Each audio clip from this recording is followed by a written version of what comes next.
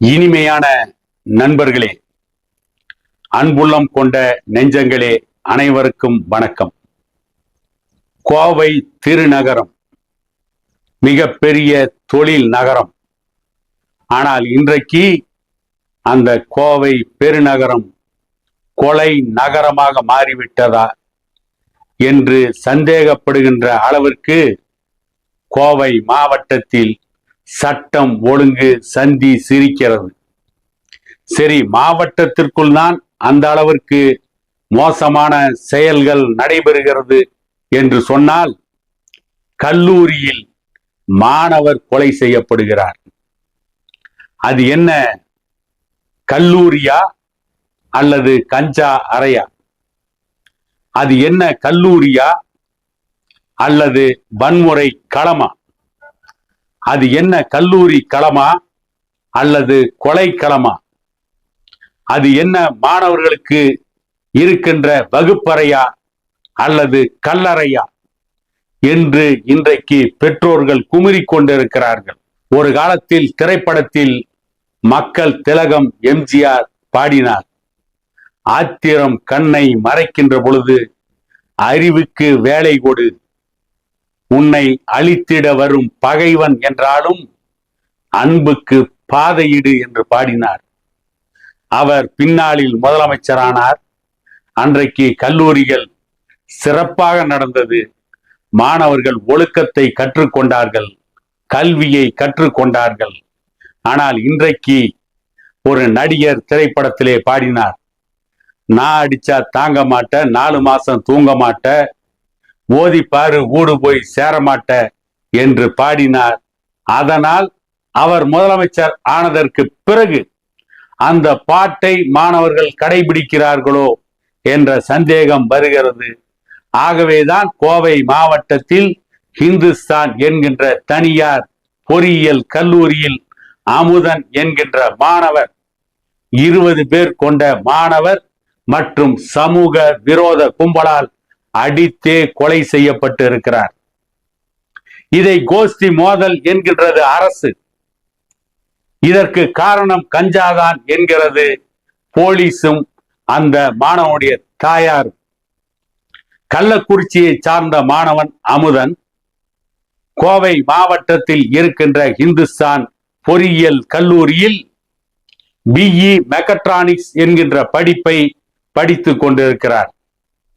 ஆனால் ஆரம்பத்தில் இந்த செய்தியை வெளியிட்ட பல பத்திரிகைகள், பல ஊடகங்கள் கோவையில் ஒரு தனியார் கல்லூரியில், அது என்ன தனியார் கல்லூரி, எந்த கல்லூரியில் நடந்தோ அந்த கல்லூரியின் பெயரை வெளியிட வேண்டியதுதானே?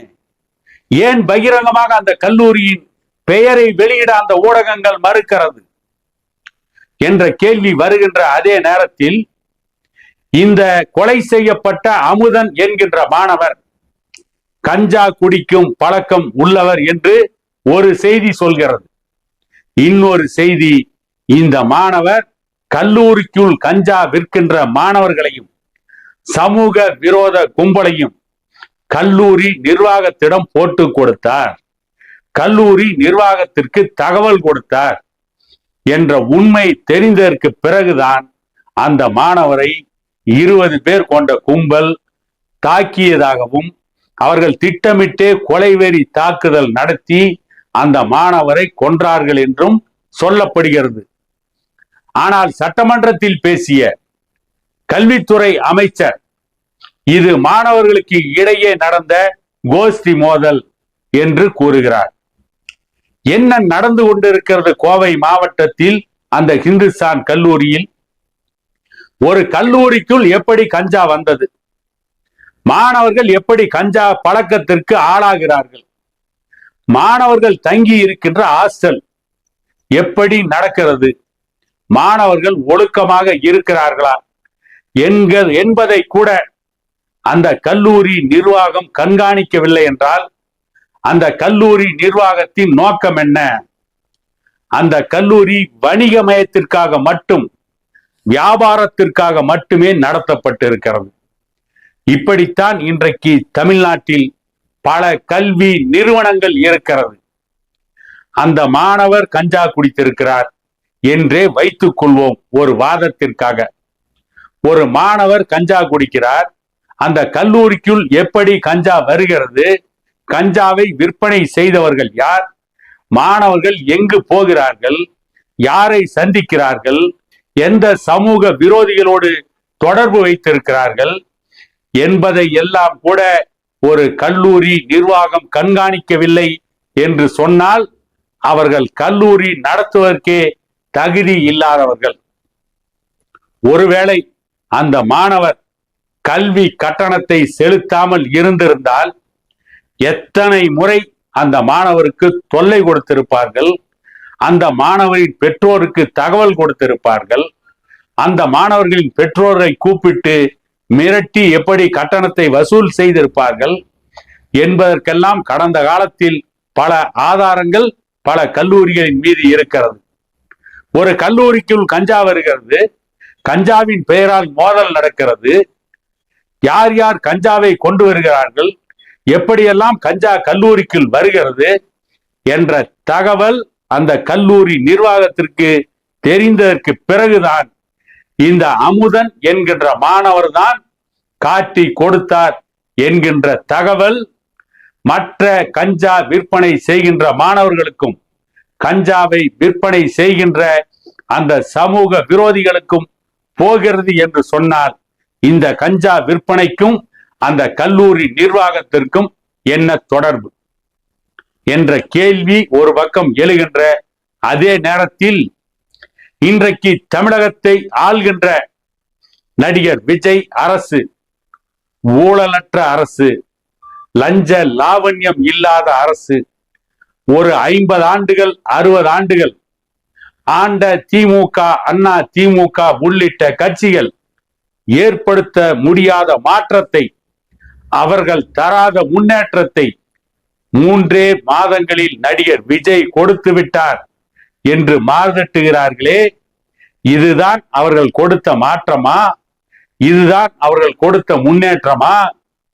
சரி, ஊழலை ஒழித்து விட்டோம், லஞ்சத்தை ஒழித்து விட்டோம் என்று சொல்கிறார்களே, கஞ்சா விற்பனை செய்கின்ற சமூக விரோதிகளுக்கும் அந்த கஞ்சாவை தடுக்க வேண்டிய அதிகாரிகளுக்கும் இருந்த தொடர்பு துண்டிக்கப்பட்டதா? கஞ்சா விற்பனை செய்கின்ற சமூக விரோதிகளுக்கும் கஞ்சாவை கட்டுப்படுத்த வேண்டிய, கஞ்சாவை விற்கின்ற சமூக விரோதிகளை கைது செய்து சிறையில் அடைக்க வேண்டிய பொறுப்புள்ள அதிகாரிகளுக்கும் தொடர்பு கட்டுப்படுத்தப்பட்டு இருந்தால், தொடர்பு துண்டிக்கப்பட்டு இருந்தால், கஞ்சாவை விற்கின்ற சமூக விரோதிகளின் மீது கடுமையான தண்டனையை வழங்குகின்ற வகையில் கைது செய்யப்பட்டு நீதிமன்றத்தில் நிறுத்தப்பட்டிருந்தால் கஞ்சா விற்பனை தடை செய்யப்பட்டிருக்கும். கஞ்சா விற்பனை தடை செய்யப்பட்டிருந்தால் கல்லூரிக்குள் கஞ்சா சென்றிருக்காது. அந்த இந்துஸ்தான் பொறியியல் கல்லூரிக்குள் கஞ்சா போகாமல் இருந்திருந்தால் அமுதன் என்கின்ற இந்த மாணவர் படுகொலை செய்யப்பட்டிருக்க மாட்டார். ஆகவே இதற்கு அடிப்படை காரணமாக இருப்பது என்ன? சமூக விரோதிகளுக்கும் சில அரசு அதிகாரிகளுக்கும் இருக்கின்ற கிரிமினல் தனமான குற்ற தொடர்பு. சமூக விரோதிகளுக்கும் சமூக விரோதிகளை கட்டுப்படுத்துகின்ற, அவர்களுக்கு தண்டனை வழங்குகின்ற அதிகாரிகளுக்கும் தொடர்பு இல்லாமல் இருந்திருக்குமானால் இப்படிப்பட்ட ஒரு படுகொலை நடந்திருக்காது. கடந்த திமுக ஆட்சியில் கஞ்சா விற்பனை செய்யப்பட்டது, கஞ்சா கடத்தப்பட்டது, மறுக்கவில்லை, ஒப்புக்கொள்கிறோம்.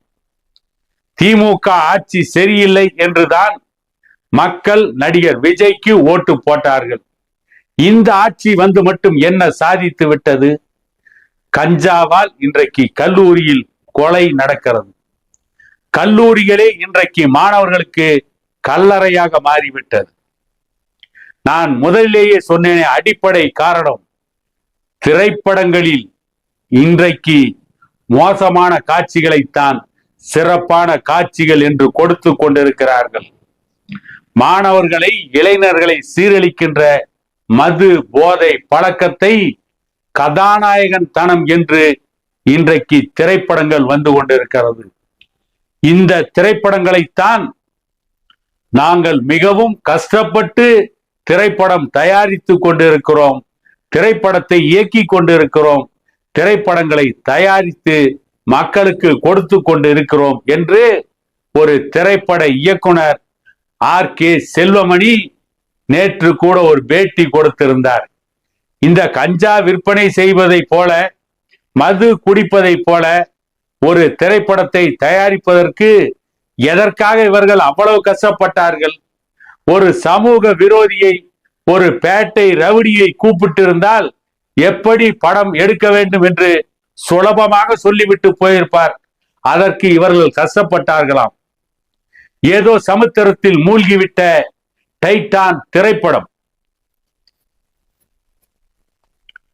ஏதோ சமுத்திரத்தில் மூழ்கிவிட்ட டைட்டானிக் கப்பலுக்குள் நடந்ததை தேடி கண்டுபிடித்து அலசி ஆராய்ந்து அந்த கப்பலில் நடந்த விபத்திலிருந்து உயிர் தப்பியவர்களை தேடி போய் பார்த்து அந்த உண்மைகளை கொண்டு வந்து நாட்டு மக்களுக்கு அந்த உண்மைகளை வெளிச்சம் போட்டு காட்டியதை போல இந்த திரைப்பட இயக்குனர் செல்வமணி இன்றைக்கு நாடகமாடுகிறார். இவையெல்லாம் ஒட்டுமொத்தமாக சேர்ந்து இன்றைக்கு இந்துஸ்தான் கல்லூரியில் அமுதன் என்கின்ற மாணவனின் உயிரை பறித்து விட்டது. அந்த மாணவனின் உயிர் போனதற்கு பிறகு அந்த குடும்பத்தின் ஆறுதலுக்காக நஷ்ட ஈடு கொடுப்பதால் என்ன லாபம்? இரங்கல் தீர்மானம் நிறைவேற்றி மௌன அஞ்சலி செலுத்துவதால் அந்த உயிர் திரும்பி வரப்போகிறதா?